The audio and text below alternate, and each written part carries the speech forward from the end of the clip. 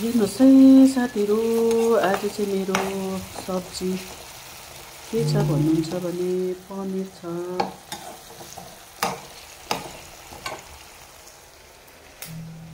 अन्त यहाँ बिहानको डुकु पनि छ, फर्सीको मुन्टा डुकु होइन फर्सीको मुन्टा, दाल पनि छ, खाना पाक्यो। यता बिहानको लागि दुध पनि रेडी, अन्त आलुदमको लागि आलु पनि रेडी। यो मलाई चाहिँ आलु खानु मनपर्छ, यो अलिकति राखेको छु खानुको लागि। आफैले बनाएको दही पनि छ, पनिर पकाउँदैछु म चाहिँ। मासु खाँदिनँ, यसो कोही कोही बेला चाहिँ पनिर पनि त्यस्तो त मन पर्दैन, सिलाइरहेको थियो किन बिगार्नु भनेर चाहिँ पकाउँदैछु। आफूलाई मन नपरे पनि घरमा सबैलाई मनपर्छ। मलाई चाहिँ आलु भयो भने हुन्छ, आलु र गुन्द्रुक चाहिँ मेरो बेस्ट हो। मलाई चाहिँ आलु र गुन्द्रुक छ भने केही पनि चाहिँदैन। यो चाहिँ मेरो किचन हो, यस्तै छ मेरो किचन चाहिँ।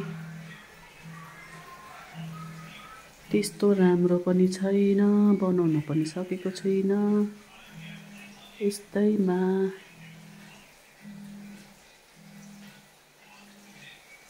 चलाउँदैछु दुःख सुख।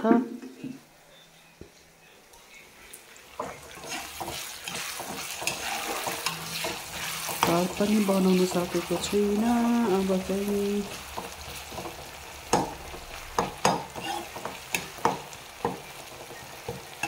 बनाउनु पर्ला।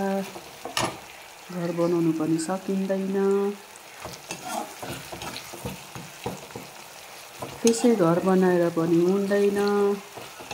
घर बनाउनुको लागि पैसो चाहियो, पैसो पनि कमाउन सकेको छैन। अलि आएको स्यालेरीहरू नानीहरूलाई पढाउँदै र घर खर्च चलाउँदै ठिक्क हुन्छ। यताउता हिँड्दा मरो परो, बिहा बटुल गाउँ सर समाजमा बसिसकेपछि सबैतिर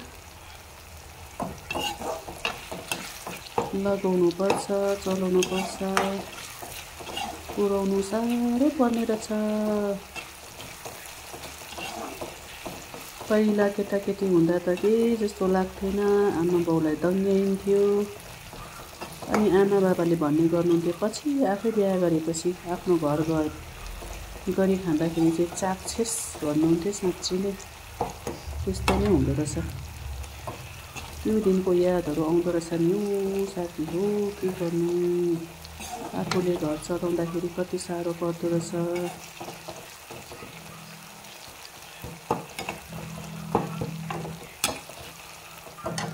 त्यस्तै छ, दुःख सुख चल्दैछ, चलाउनु परेको छ, बाँचुन चाहिँ के गर्नु होइन र।